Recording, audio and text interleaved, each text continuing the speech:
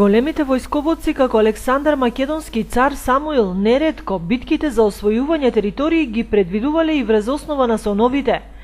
Сонот е дел од животот, рефлексија на она што е наше секојдневие, а нашите луѓе, посебно постарите генерации, имаат толкувања за секој сон. И токму тие нивни устни анализи од денес се ставени на хартија или како ново печатено и продолжено издание на книгата Сон сонила Ангелина од авторот Стојко Митковски. Да бидам искрен, многу од соновите се поклупуваат она што се сонува,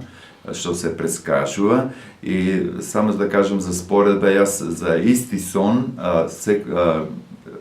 прашање поставив на повеќе лица. Многу од големите војсководци верувале многу во соновите и они и дури дали ќе одат на поход или нема да одат на поход некаде за да освојат нови територии, тие се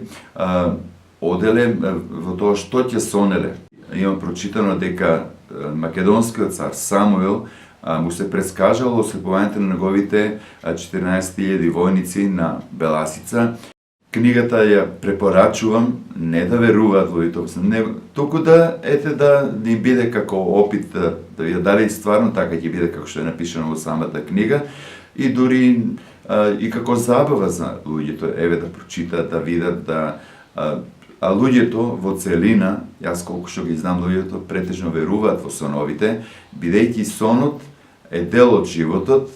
Осврт кон денешната промоција даде и етномузикологот професор Александар Димитриевски. Соновите представуваат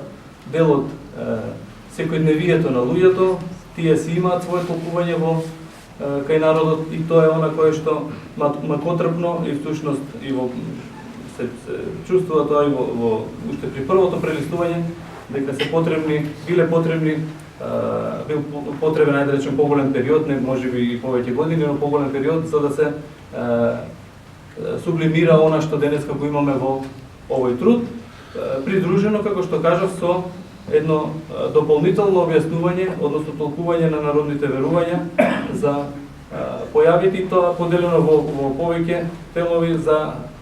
поделено за растенијата, за животните, за предметите, за обичаите и луѓето. Народниот толкувач Сон сонила Ангелина практично е едно детално истражување на народните верувања и толкувања на повеќе генерации од наши предци во регионот на Осоговијата, а најмногу во село Истибања.